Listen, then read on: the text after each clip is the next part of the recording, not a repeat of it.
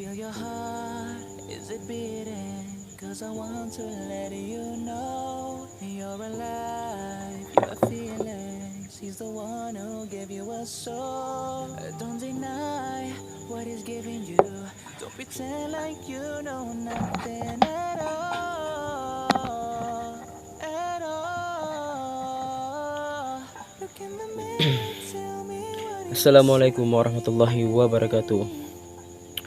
Brother and sister, welcome back to Muntawai Studio. Oke sahabat, alhamdulillah hari ini Allah SWT jumpakan kita kembali di Muntawai Studio. Semoga kita semua selalu dalam lindungan Allah Subhanahu wa taala.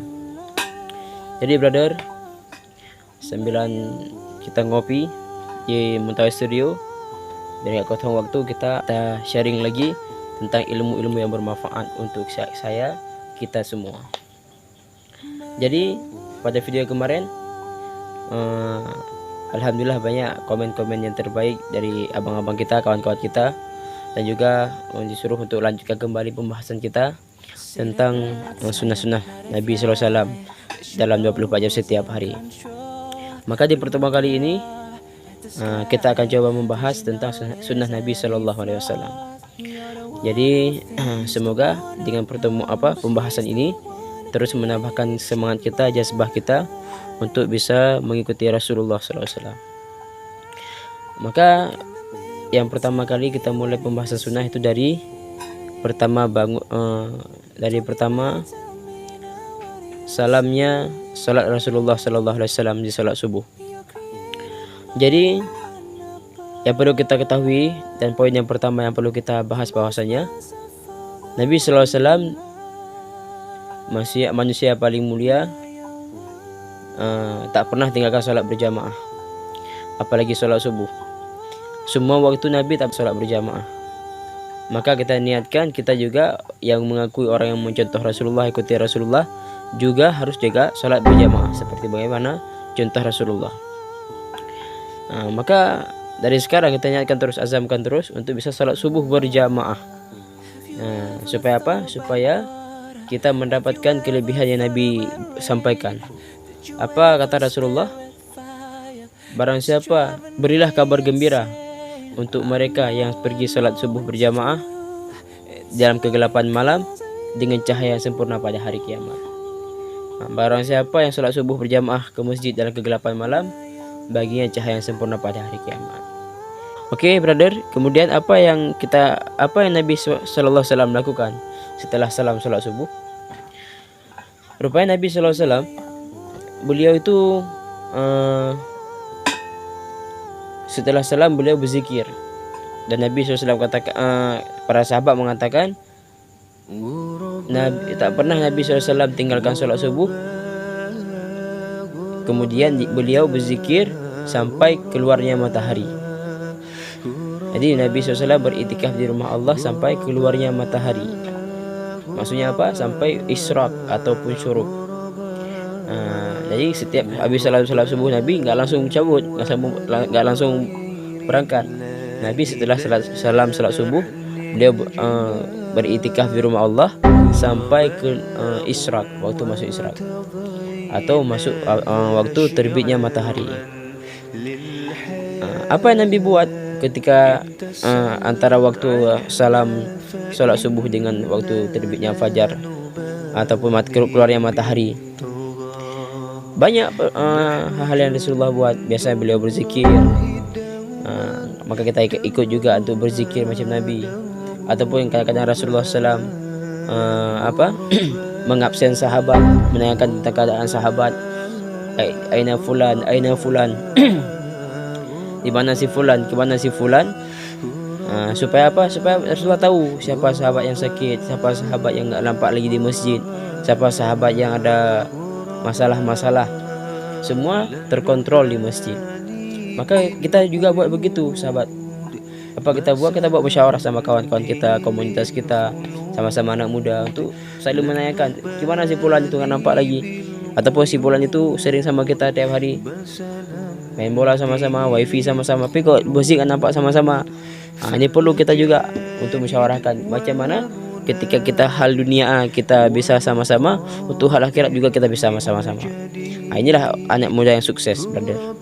Maka kita niatkan untuk ikut Rasulullah seperti itu juga.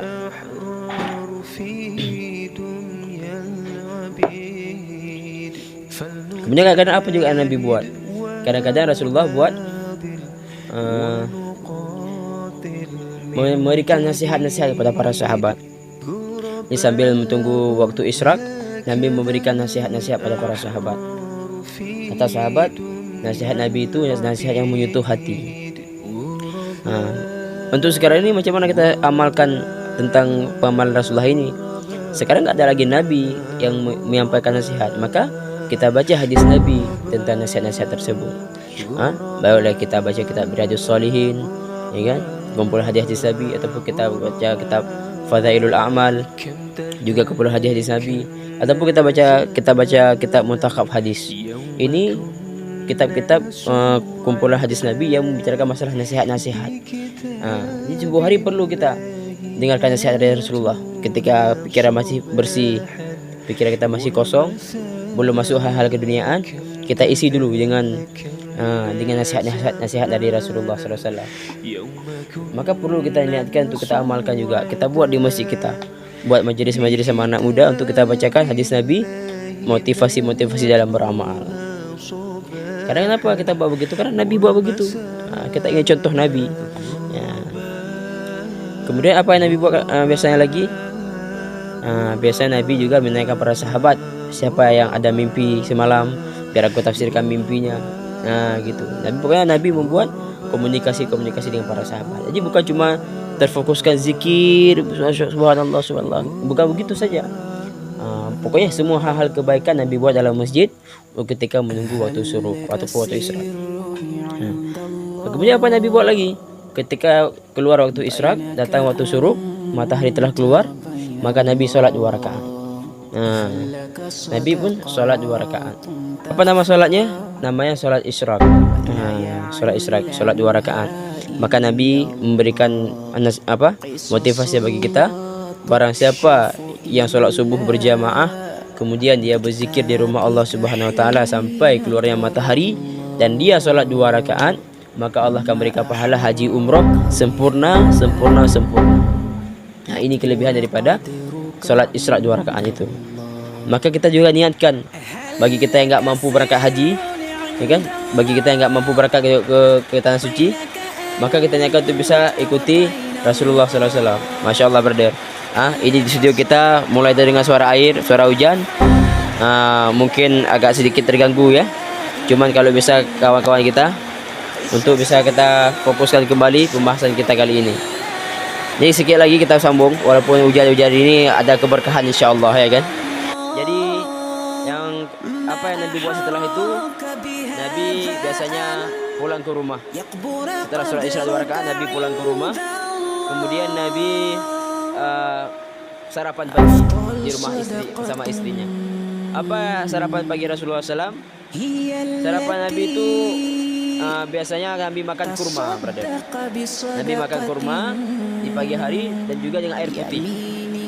Kadang-kadang ada sedekah daripada tetangga-tetangga Rasulullah SAW, biasanya susu kambing, maka Nabi makan kurma dengan susu kambing tersebut.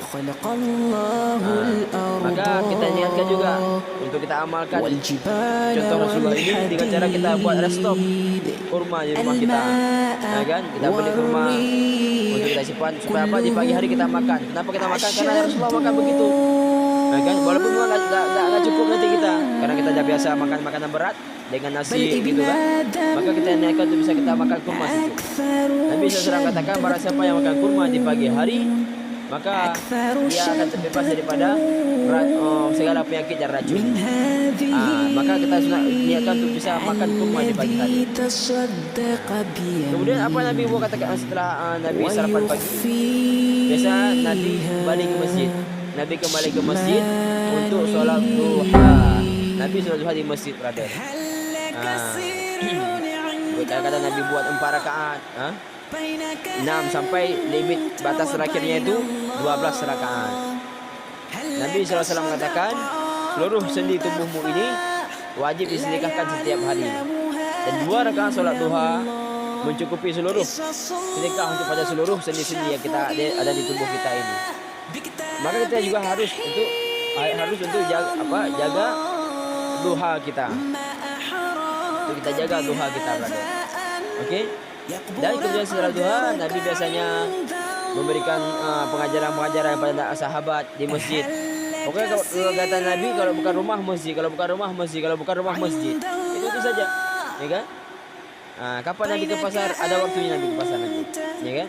Nabi sekarang Nabi sholat duha, kemudian Nabi memberikan pengajaran pada para sahabat di masjid hingga waktu Qailulah masuk. Apa itu waktu Qailulah? Waktu Qailulah itu waktu Nabi makan siang. Waktu Nabi tidur sebelum zuhur. Jadi brother, yang perlu ketahui bahwasanya Nabi ada tidur sebelum zuhur. 15 menit, 10 menit sebelum azan zuhur Nabi istirahat, baringkan tubuh. Dan sebelum itu Nabi juga makan dulu. Sebelum baring Nabi makan dulu. Maka Nabi makan siang itu sebelum zuhur, kecuali hari Jumat. Kalau hari Jumat memang setelah setelah Jumat. Tapi kalau memang hari biasa Nabi makan siang sebelum zuhur. Kemudian Nabi lanjut untuk Qailulah, tidur sebentar sebelum zuhur. Maka kita niatkan juga begitu. Bagi kita ini yang masih ada waktu kosong di rumah kan, kesenggangan waktu di rumah, kita habis salat duha, kita ngaji-ngaji, baca-baca kitab, ya kan? Dengarkan tausiah-tausiah. Kemudian ketika jam 11.30 kita makan sedikit, makan. Kemudian setelah itu kita langsung tidur sebentar dan kita bangun ketika azan zuhur.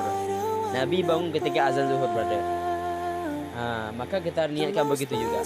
Karena contoh yang paling baik ini contoh Rasulullah. Kalau kita ikuti Rasulullah, insya Allah kita akan selamat dunia akhirat. Bukan cuma main-main. Mungkin ini saja yang bisa kita share pada pertemuan kali ini, ya kan? Pasti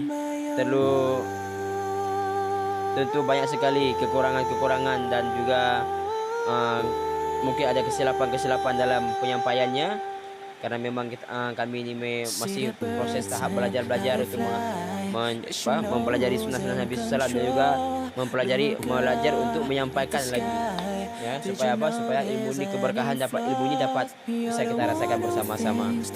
Semoga Allah SWT kasih taufik dan hidayah untuk saya sendiri dan kita semua untuk mampu mengamalkan sunnah Nabi SAW setiap harinya. Ikuti Rasulullah sebagaimana para sahabat Nabi dulu, ada 6 sahabat dulu ikuti Rasulullah sallallahu alaihi wasallam. Mungkin ini saya bisa kita sampaikan. Semoga Allah SWT meridhai kita. Dan kita tutup doa kifaratul majlis. Subhanallah wa bihamdihi, subhanakallahumma bihamdika, asyhadu an la ilaha illa anta astaghfiruka wa atubu ilaih. Kami dari Studio. Assalamualaikum warahmatullahi wabarakatuh.